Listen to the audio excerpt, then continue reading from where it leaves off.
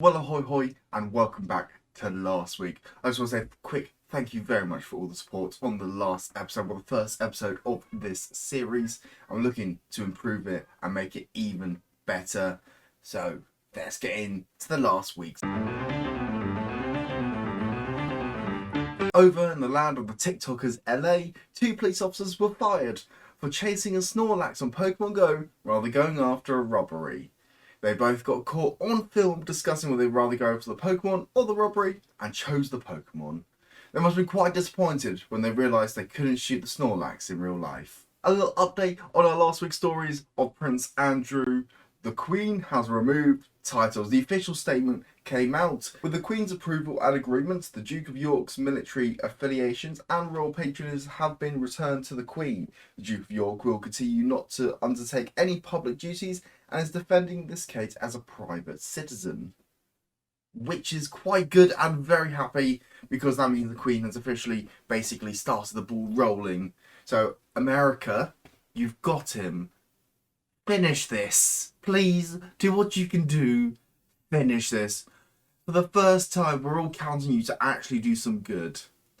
Finish this. Put him in jail, behind bars, please. An update on last week's stories of Novak Djokovic. Last time we spoke about it, he was still in detention centre waiting to see whether his case got approved or denied. Well, it actually originally got approved to only be denied not long later. He's actually now been sent back home, packing out of the Australian tournament, which is a good win. It's a win for government supporting what they want to do. It's their choice on how they do it. A quick break right now, but after that, we'll be talking about number 10 and how they were partying while we're all stuck inside. Subscribe, please. And our main story, it's about the number 10 parties. Yep, down the street was found out for having multiple parties throughout 2020 and 2021 during the height of our lockdowns. And people are wondering why everyone now kicking up a fuss and why people really care now. But the main thing is, all these lockdowns, all these parties actually happened during some of the toughest lockdown restrictions.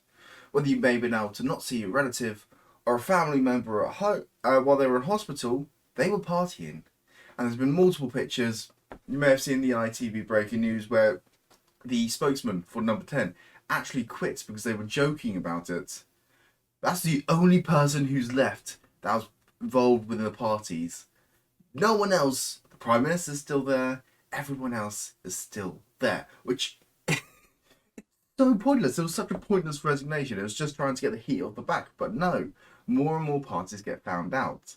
It turns out they were still having one around the same time the Queen was preparing for the funeral of her own husband. So why is this story kind of annoying more? Well, it's due to the public reaction. And I made this aiming at this at bloody Twitter. Because in August of 2021, big streamer, YouTuber G Nelly hosted a birthday party. And I was to go bowling.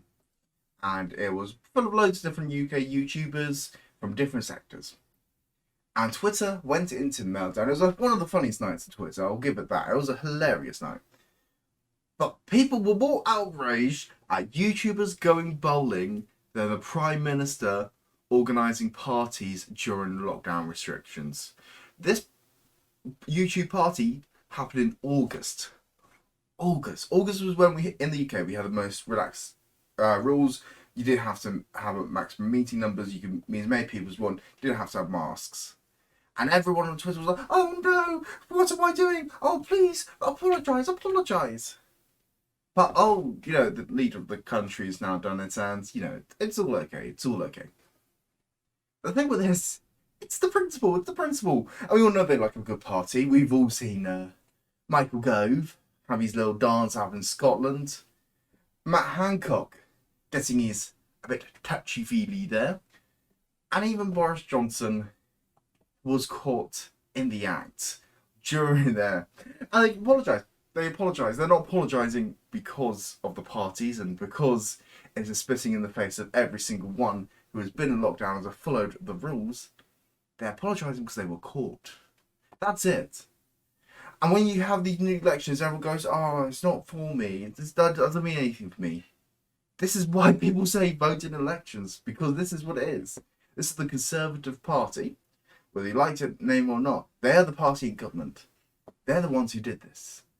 And that's why during the next election, I want to say there will be more uproar and everything will change. But it won't. It won't.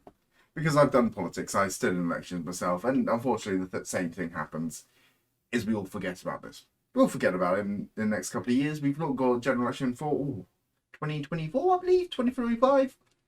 We're all going to forget about this. Because it happens every single general election. People say they're going to vote out the people who do the bad, and it never happens. The only way Labour got out of government, because of war. Conservatives are still in it, even after every little bit of details of the way they spat in the face of the general public. Not to get too political, I just thought it was quite a good thing to mention. But if you have enjoyed, please do feel free to subscribe down below. It really does help. The same with all social media down there.